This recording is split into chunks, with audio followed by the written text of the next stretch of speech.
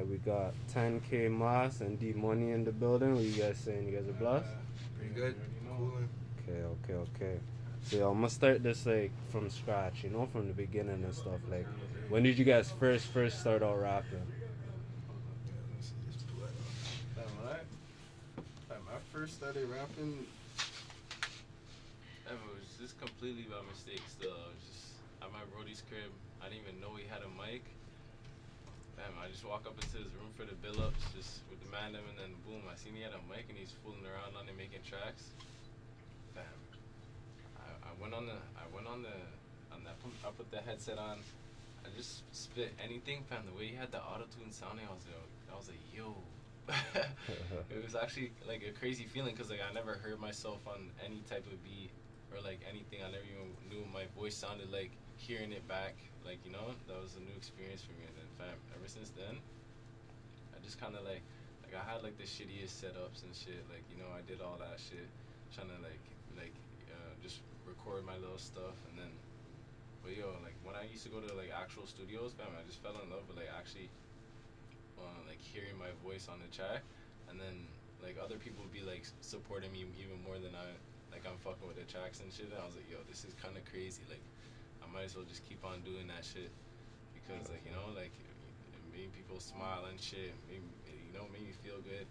So I was like, damn. So it was like an out of the blue thing. It wasn't out like of the blue. Like, I didn't even want to be a rapper. Like, I never even saw that. I used to be a crazy athlete. Like, you know, like I was just focused on like sports my whole life. Like, you know, like I never even once thought I could rap, or I never even like I never really even spat freestyles at the crib when I was really younger and shit. If I'm just like 2018. Just randomly just got a little spurt of like creativity and then just went with it. Yeah, I feel your stuff. Yeah, that's sick stuff. It just came out of the blue and shit. Yeah, it's crazy. That stuff. What about you? You hold on. You gotta tell them what sport in particular did you play?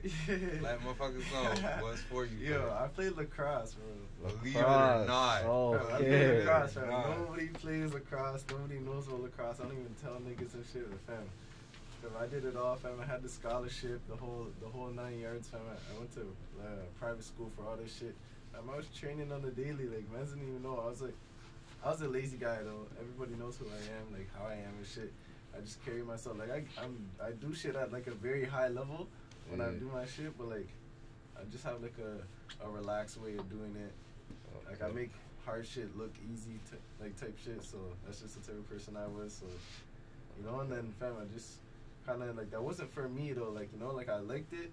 I was doing all that shit, like I was playing well, like my team did crazy numbers and shit, but like the shit was just like, my passion wasn't there. Like I lost the passion over doing that shit because fam, it just becomes like a chore like after a while when you're playing at such a high level for so long and shit. So like fam, I just had to, you know, just follow my gut and just be like, yo fam, I'd rather do this, rather live a lifestyle like this than fucking just work my ass off and train for some shit that's not even gonna really pay me a bag every day, you know? Fam, I know enough people that play that still struggling with bills, all this other shit. It's not even for me. So what about you? How did you first start out rapping? Quarantine. For years. Quarantine. Oh, like, okay. So, how do I put it? One of my brethrens, I always could say like, yo, I could rap, but I never really tried. I just like did it by myself type shit. So I was like running around, fucking, lived on my own south 16, so like busy. And yeah, so then I told him at the beginning of COVID, I was like, yo, I could rap, and then he's like, yo, I'm gonna build you a studio. I was like, alright, and then, you know what I mean, you don't know for sure. And then I guess I come in like a week later to our old spot, and sure enough, shit's built. It's like the studio, and it's almost done. And the funny thing about it is, I know that my brethren watched Straight Outta Compton, because there's like a part in Straight Outta Compton, and he built the studio exactly how it was in that movie. I found that kind of funny, but that's right. Yeah, I went in, I made like two songs or something like that, and then the third song got on flow. So it was like off to the races type shit. That's just kind of super quick. And then yeah, man, I got another song on there in a couple, like a month or two, and then been running with it. ever since then, basically. That's it, stuff. Yeah. So like, right now, like in the music scene, like how do you guys feel about the Canadian music scene, or maybe like the Toronto music scene, and you know what I'm saying in particular, you know, or just the GTA in particular, you know what I'm saying? I'll let you handle that one. How do you feel about that? You handle that one. The GTA, fam, shit's actually kind of on the rise, fam. Niggas don't even really kind of see it. Like, fam, Whitby's doing this thing. Niggas are doing their thing in the city. Like, you know, Smiley's up there, like, doing this, like, Yeah, trust me, big man. bag with Drake, and, you know, just kind of doing that. It's kind of gonna, yo, I feel like Toronto's gonna get it shine in, like a year or two. Yeah, Like, but fam, I the actually crazy feel- thing is that people been saying that though. The people like last year they'll be like, yeah, next year, okay, next year, you fam. know. So I don't know, the way Hold on. Northside Benji's coming out here, dropping these like classics, fam, like fam, these tracks are like, that's timeless music. yeah, trust me. Like, fam, people are actually gonna recognize that once the shit actually blows up. But like, fam, I feel like we have a bigger buzz than we ever had is right now, because like the way social media is going, the way the niggas are on TikTok and shit, blowing up with the from Toronto and shit. Fam, there's like, you know, people are starting to recognize this, and then fam, you know, people are like, I feel like people are finally gonna get that, like, if they're actually working hard though, you know, a lot of people aren't, you're not just gonna get discovered not putting in no work, actually marketing yourself. Like, fam, you're not just gonna make a one-hit wonder and then niggas are gonna fuck with you, you're gonna have a crazy fan base. That's not how this shit works. And it's actually like, fam, there's levels to this shit. I didn't even know that either. Fam, I just hopped in, fam. I actually had like a song that kind of hit. Fam, the weekend kind of hit, fam. People actually been playing that shit. But then I was like, yo, that shit'll end in like, you know, 4 or 5 months when like, you know, people don't even play the same old tracks that they used to play. But fam, I feel like Toronto's is right there, but like, you know, it just still doesn't have that American vibes where everybody's, you know, everybody's making heaters and niggas are fucking with each other, you know. But like, fam, everybody just gets stardom and gets locked up. Yeah, That's what it is fuck. nowadays, cause like, niggas are stupid. Niggas love to flex their bids on the Snapchats and do all this next shit, and it's like, yo, that's the easiest way to get knocked, especially if you have, you know, thousands of people on your page watching what you're doing every day. Like, fam, people need to like wake up and realize like, yo, it's either like, fam, you could just be locked up another number in the system, or like you can actually do some shit and then not have to involve like the two. Like, you know, it's either like focus on your craft or like, you know, keep it in the streets. Cause niggas don't even really brag that there's two sides you can do to this shit. 100%, 100%. Yeah, that's just my kind of take on Toronto right now. Like, niggas are right there, it seems, but like, you know, just takes like a couple people that actually make it and stay consistent and then stay out of jail. That's about it. Right. So, alright, so right now I feel like most of the artists, like their flow is more melodic and stuff, you know? Like, and I noticed that about you guys too, like your flows be like, you fuck with the melodies, you know what I'm saying? Yeah. So like what do you think was like your inspiration behind that, you know what I'm saying? Because there's a lot of different routes you can take with rapping. Like, you can do like bars and shit, or you can do melodies, or you can do both, you know what I'm saying? Like, what was your inspiration? Like, both of you guys, like. The thing with like the melody shit is like, I dropped a song a week all year long, like every fucking week. So like, I don't just do melodic. I like to rap, like rap.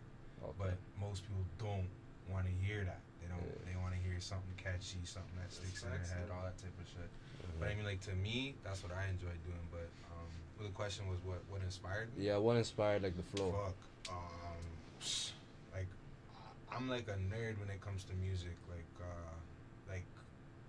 the backtrack too. My background is Irish and Jamaican, so it's like when it comes to music, like it goes every fucking where possible. Cause like I'm mixed, so I listen to like heavy metal, surprisingly, reggae, dance hall, fucking. So I mean, the music reflects that, and then like there's a hella inspirations, and they come from like fucking people like Roni, that's local, and people like that to like Jadakiss, think of Childish Gambino. Like, it goes everywhere. Like, I'm a fan of music, and if it's good music, I don't really care what you're, you know what I mean? I'm not really into the particulars. As long as I like how it sounds, then you're definitely an influence. But locally, it's probably people like Roni the Weeknd, Drake, obviously, and yeah, like people like that. But it's the inspiration varies. It goes everywhere. Like, like I said, I'm a nerd for music. So Fact. it goes everywhere. What about you? Yeah, and to be honest, I fuck with like fam. I fuck with good music. Niggas don't like fam. I don't even care about all the like the trap rap. Like fam, that shit gets so old. Like fam, I fuck with like the 2000s era. Like fam, like shit like that. Like bring back to like real music. Like but like I just think that people would rather hear a melody all day rather than some New York drill all day because fam, you can't like when you're just putting yourself in that, like say you ride around in a car, right? You're gonna listen to New York drill all day long where you're pissed all day. Yeah, like, you're just hearing these niggas raspy ass voice on the mic all day long. Like fam, it's gonna get to you. Like fam, you can listen to a melody all day and just change it up on some peaceful shit. Like you don't have to be, listening to the craziest freaking, the craziest story in the rap like some King Von shit. You don't need to be on that shit all the time. Like you switch it up. Listen to some lighthearted music, but like it just sounds good. It has a good melody. It has it sounds. That's just all it's about to me. Like good music and shit. And people nowadays too, when he said light music, niggas is scared to listen to what they want to listen to because of other people, which makes no fucking sense to me. You're a grown ass man. If you want to listen to that, listen to that. Because like he just said, when you're riding around on one type of time all day, you might not even know it, but subconsciously. You're on. It's egging you on. You're gonna, you know what I mean. You change up the song. You change up the mood. You change up your whole. You know what I mean when it comes to that kind of shit. So.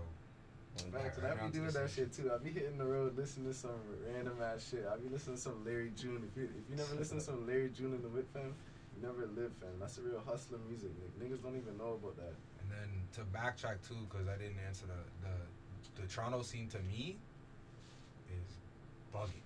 Absolutely bugging. I just had to get that because people are way too many polys, way too much just trying to knock people down and this and that and this and that. I don't understand that because the dudes like that are stuck in that bubble, especially in the inner city, they don't look at people like when he said people are blowing up on TikTok. There's 347 Aiden, which niggas don't know who that is because they only listen to one type of music all day. But that dude went on TikTok, blew up, and had a hit on Billboard very quickly. And he's from here. Even SK, which is the kid from Scarborough that did the Wait For Me song, blew up on TikTok. It's R&B. No one wants to hear especially with the overbearing accent that we tend to use. Like when you go to America and other places, they don't want to hear that. They want to hear just the music. They don't want to hear. Some people do well. Top 5 does well, stuff like that. But they know what they're doing. They're glamorizing something. People are more attracted to you as a person than they are to music. But that's like everything nowadays.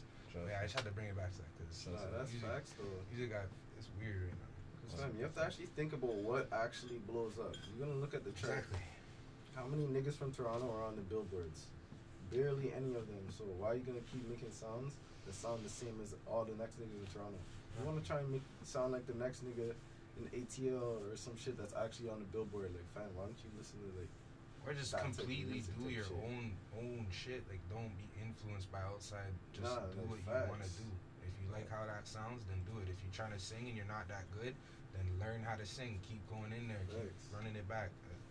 Yeah, no. People need to focus more on the music and just stop doing all this extra shit. 100%. Because at the end of the day, like the music, regardless of like, because nowadays everything's attracted by the character. But if the music is ass, you're not going that far. Doesn't matter how many bodies you caught, how many times you've been on the run, how many times you did this or that. If the music's ass, no one's rocking with it. Because people like Pressa have good music, regardless if you like him or not. Man has catchy songs. Like it's just how that goes. But the music is the main focus. If it's not, that's bad. Then you're not going nowhere. 100%. You have to focus on that. 100%. All right, so out of all the tracks that you guys have, what do you think is like the realest bar that you ever like said, or like a bar that kind of stuck with you out of any of your tracks, you know? Yeah. Alright, so the question was like, what's the realest bar to me? The realest bar to me is like when I first started this, right around when I first started it, my best friend passed away. So when that happened, I wrote a song called Control, which is like the hook is just don't trip on what you can't control over and over again. But the part that to me is crazy is I say he said he needed Jesus. The next day they went and called him home. I feel I could have done some more, but I was having problems fucking walking to the corner store, and I couldn't put that into other words, because he told his dad that he was trying to find Jesus, and then the next day he ended up passing away. So kind of Yeah, no, that's a real one for sure. So. My favorite track that I dropped, but I know it's not my best track, but my favorite track, the track called Remote on my tape. I can spin that song a million times in a day and not get sick of that shit. Like, I don't even know what it is. Like, fam, I don't even care if I don't even really care if the next nigga will like it, fam, because I like that track. So, fam, to me, that's timeless music, fam. I'll play that shit back all day long. Like, if you're riding with me or whatever, you might get sick of my music, because, like, fam, I just spin back the same song. If I fuck with it, I'll just spin it back a million times. I don't care.